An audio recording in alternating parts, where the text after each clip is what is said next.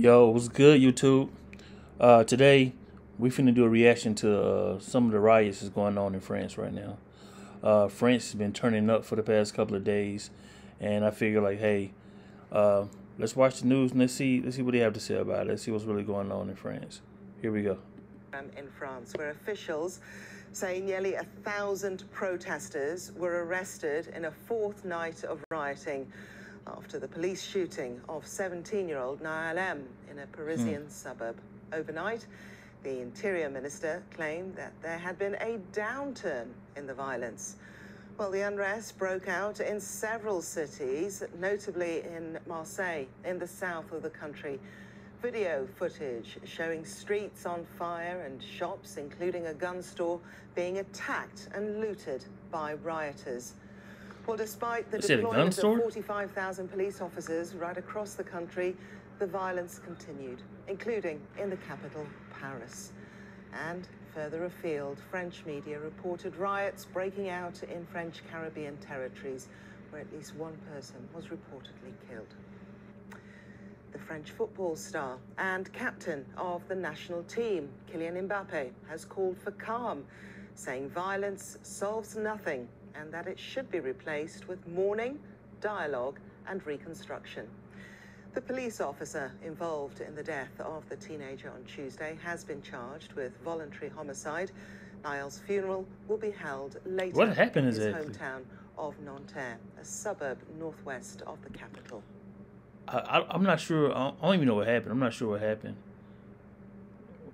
Did he get pulled over for like a routine stop or something and everything just went wrong or something? I'm not sure what happened here.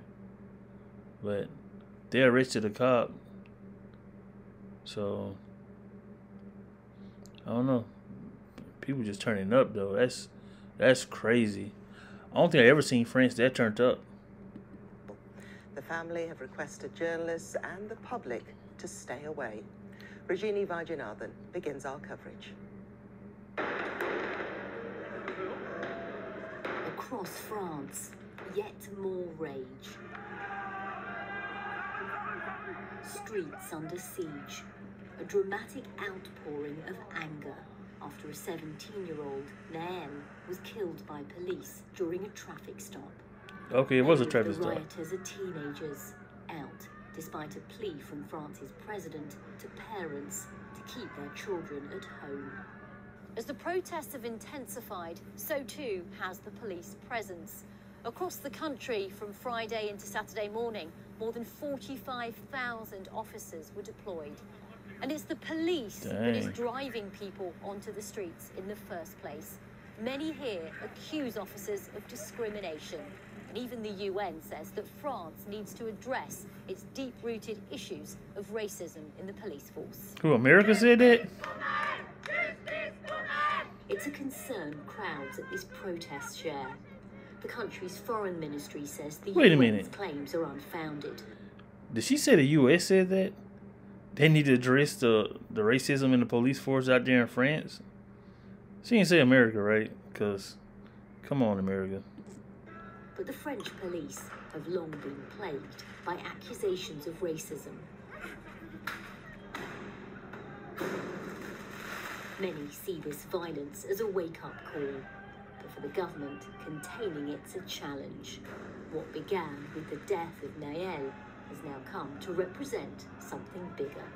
Regini Vaidyanathan, BBC News, Paris. Well, our Europe editor, Katya Adler, has an update for us from Nanterre, where the funeral for 17-year-old Naël is set to take place today. I'm in Nanterre, that is an area outside Paris. Look at all those burned down cars 17-year-old in the background. Unarmed boy who was shot and killed by a French policeman earlier this week at a traffic stop, lived and died. As you say, his funeral will be taking place in a few hours' time. And again, that's a lot of police, though. It was the scene of destruction. You can see these burnt out cars behind me.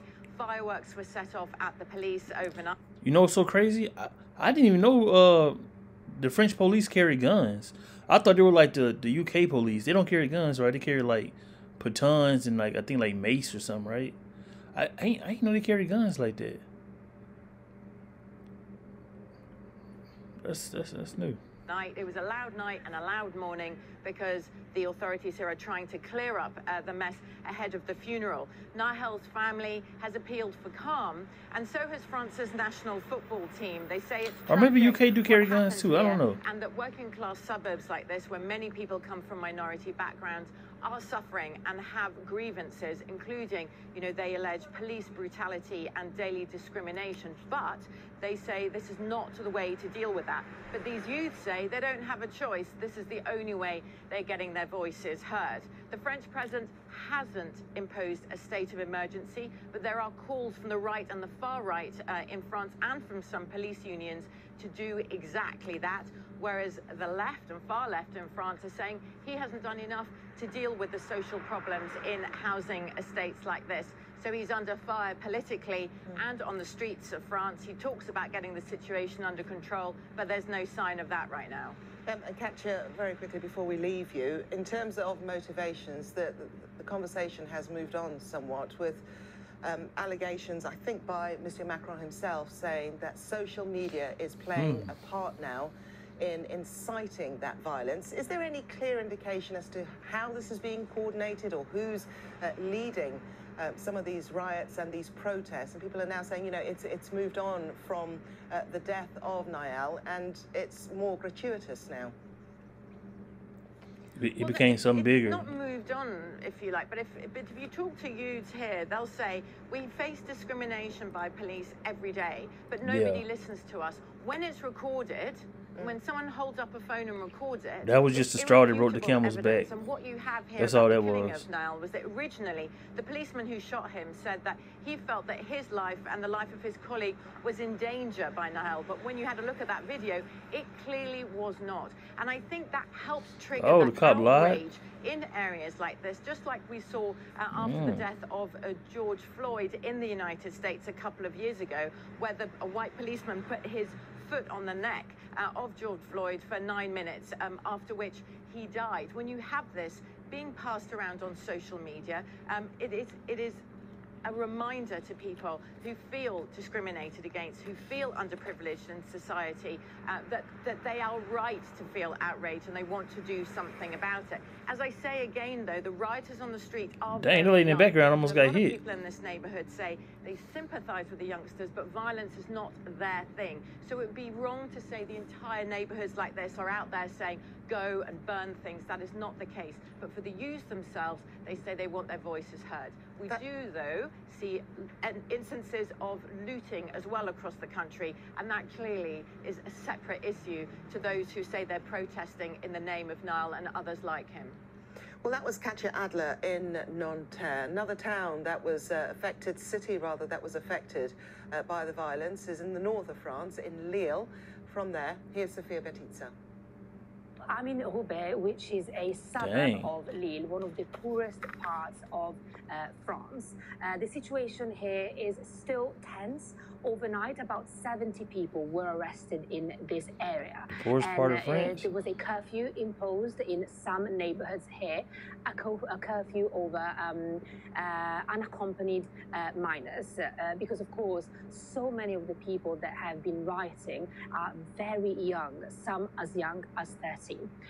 Now, behind me, you can see what remains of a building. This used to be an office building. About 500 people worked here, and it was a really important part of this community. Now, some protesters broke in the middle of the night and set the whole building on fire. We can still see and smell the smoke. Across the street, there's a pharmacy, which is also a health center, and it's one of very few places where people from this community could go and get treatment if they were ill, and that was looted and partially destroyed.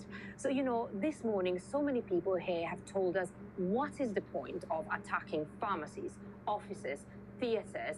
The feeling is that this is just not the right way to demand justice for Nael. And that was Sophia Betitza in the north of France. When we start our program in France, where official... Okay. Well, that was it. They definitely turning up out there.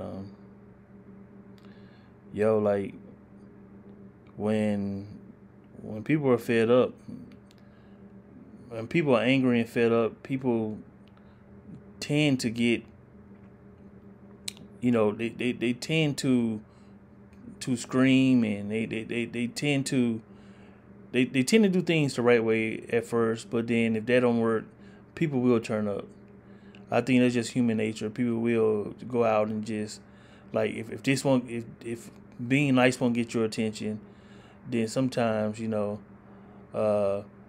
kicking up a little dust will get your attention. And it definitely got the world attention right now.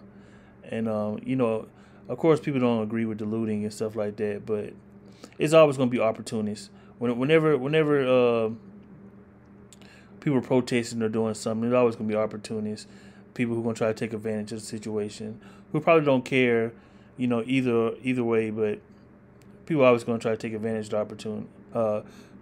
the opportunity, and there's always going to be someone trying to blame the innocent people with the riffraff, the ones who are going around breaking into people's stuff or harming people.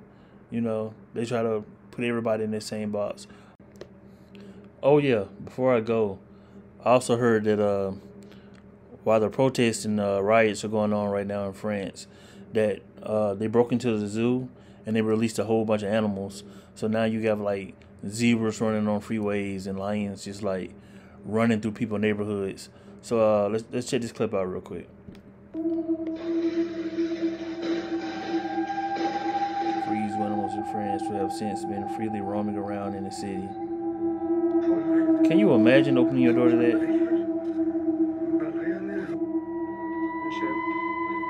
I ain't gonna lie, that's scary though. Imagine seeing that out your window. Man,